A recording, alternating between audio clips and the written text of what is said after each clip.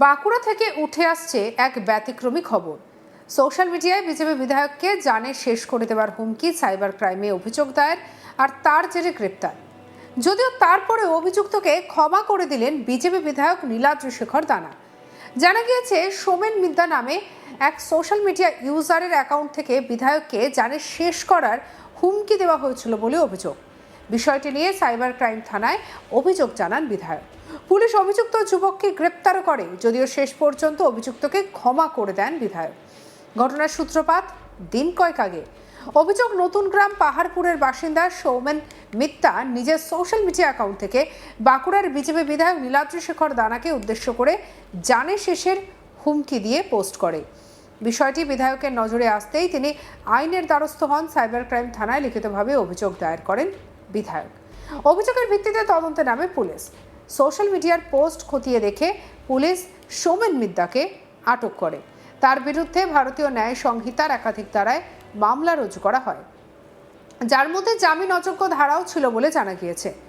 এই পর্যন্ত ঘটনা আর 5টা মামলার মতোই ছিল, কিন্তু এরপরেই আসে চমক। পুলিশ সূত্রে খবর, গ্রেপ্তার হওয়ার পর অভিযুক্ত যুবককে তার পরিবারকে নিজেদের ভুল বুঝতে পারে।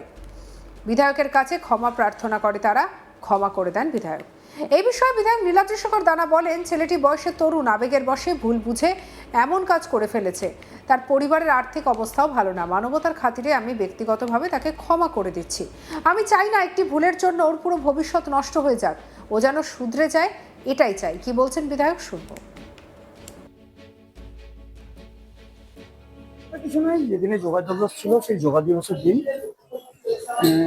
আমার ফেসবুক পেজ থেকে একটা পোস্ট করা হয় সোশ্যাল মিডিয়ায়। সেই পোস্টে গিয়ে বাঁকুড়া বিধানসভার অন্তর্গত নতুন গ্রাম পাহাড়পুর অর্থাৎ নতুন গ্রামের একটি ছেলে কমেন্ট করে কয়েকদিন পর উপরের টিকিট কাটবে, ঠিক এইভাবে। সেই পরিপ্রেক্ষিতে আমি সাইবার ক্রাইমে অভিযোগ জানাই। আমি জানতাম না সে আমারই বিধানসভার একটি বিশেষ সম্প্রদায় এলাকার বসবাস এবং মুসলিম পরিবার ছিল। তাকে পুলিশ অ্যারেস্ট করে খুঁজে খুঁজে বের করে, তো এরই পরিপ্রেক্ষিতে পুলিশ তুলে নিয়ে যায়। পরিবারের লোক কান্নাকাটি করে আমার কাছে এসে, হয়তো পুলিশ ব্যাপারটা বলেছে যে আপনারা যার পোস্ট পেজ থেকে হয়েছে তার কাছে যান, যদি তিনি মুক্তি দিতে পারেন তাহলে আমাদের বলার কিছু থাকবে না। তো সেই মোতাবেক তাদের সত্যি কষ্টের কথা দেখলাম। দোষ করেছে ছেলে, আর মা এসে কান্নাকাটি হচ্ছে, পরিবারের বাকিরা সব এসে কান্নাকাটি করছে। আমার মনটাও খারাপ লাগলো।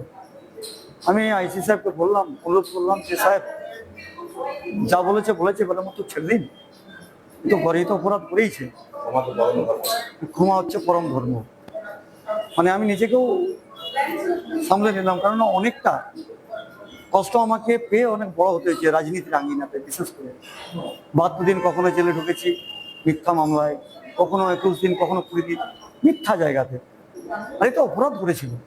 তো যাই হোক, সেই মিথ্যাতেও আমার বাড়ির লোকও তো কষ্ট পেয়েছে, ছেলে মেয়ে কেঁদেছে দিনের পর দিন। আমার স্ত্রী, সেই কথাটা মনে পড়ে যায় যে জেলের ভিতরে ঢুকে গেলে তো 3 বছর ছাড়া পেত না, এই সেকশনেই পড়তো, তো জীবনটাও নষ্ট হয়ে যেত। তো যাই হোক, আমি সেদিনকে চেষ্টা করেছি। সেই কথাটা মনে পড়ে যাওয়ার পর যে যা হয়েছে হয়েছে, আইসি সাহেব আপনি ওকে মুক্তি দিয়ে দিন, নাহলে ও কাস্টাডিতে ঢুকে গেলে আর ও বেরিয়ে আসতে পারবে না। সেই জন্য আজকে মুক্তি পেয়েছে, আমার কাছে এসছে। কেসটা আমি তুলে নিলাম আজকে বলে, এবং ওদেরকে শুধু তাই নয়, আসার সাথে সাথে চা টিফিন খাইয়ে বললাম যে তুই যা, দ্বিতীয় দিন আর করবি না। এবং সমাজের কাছে বার্তা দিতে চাই, সোশ্যাল মিডিয়াতে এইরকম যেন কোনো ছেলে কারোর বিরুদ্ধে এরকম মন্তব্য না করে, এটা একটা আমার বার্তা বলতে পারে। বিধায়কের এই মন্তব্যের পর অভিযুক্ত সোমেন মিদ্যা ক্ষমা চায়। সে বলে, আমি না বুঝে রাগের মাথায় বিধায়ক নীলাদ্রি শেখর দানা মহাশয়কে নিয়ে আপত্তিকর পোস্ট করে ফেলেছি। জানে শেষের হুমকি দেওয়া আমার চরম অন্যায় হয়েছে। আমি আমার কৃতকর্মের জন্য লজ্জিত। বিধায়ক মহাশয়ের কাছে, ওর পরিবারের কাছে এবং বাঁকুড়ার সমস্ত মানুষদের কাছে আমি হাত জোর করে ক্ষমা চাইছি। তিনি আমাকে ক্ষমা করে দিয়ে যে মানবিকতার পরিচয় দিয়েছেন তার জন্য আমি কৃতজ্ঞ। ভবিষ্যতে এমন ভুল আর কখনো হবে না। কি বলছেন সোমেন মিদ্যা, শুনুন। আমি এমএলএ এর পোস্টে কমেন্ট করেছিলাম, ওটা আমার ভুল হয়ে গেছিল। কি কমেন্ট করেছে? ওই উপরে মারে দেওয়ার হুমকি দিয়েছিলাম। কি করতে তুমি তোমার উচিত হয়েছে? হ্যাঁ, উচিত হয়েছে। এটা আমার উচিত নয়, ভুল হয়েছে। আজকে তো এমএলএ অফিসে এসেছি। হ্যাঁ, এমএলএ সাহেব আমাকে ক্ষমা করে দিয়েছে, আমিও খুব ক্ষমা প্রার্থী, ওনাকে ধন্যবাদ জানাচ্ছি।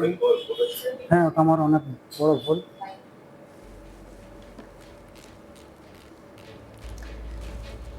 বর্তমানে এমন একটা ঘটনা সত্যিই একেবারে নজর কেড়েছে, আর তার মধ্যে সেই পোস্টের ছবিটা আমরা আপনাদেরকে দেখাচ্ছি।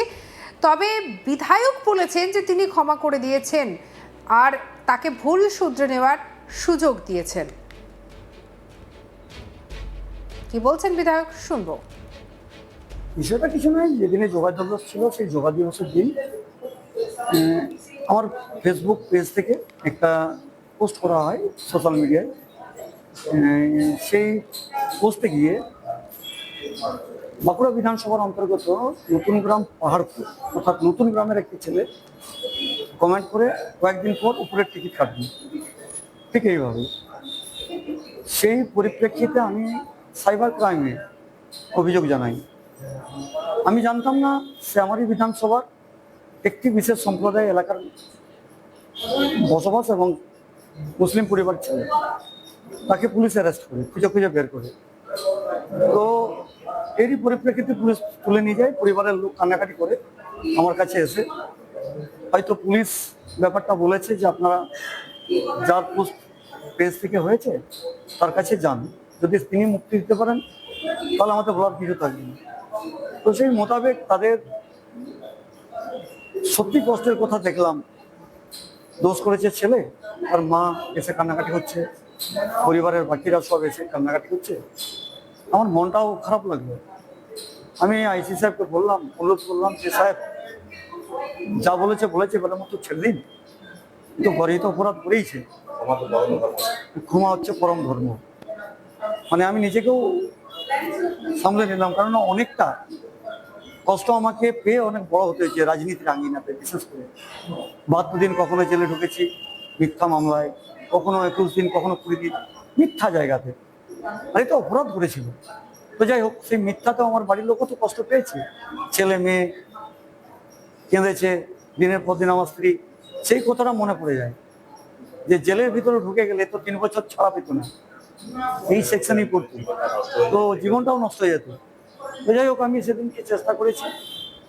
সেই কথাটা মনে পড়ে যাওয়ার পর যে যা হয়েছে আইসি সাহেব আপনি ওকে মুক্তি দিয়ে দিন। সঙ্গে রাখুন আজ তাক বাংলাকে, সাবস্ক্রাইব করতে ভুলবেন না।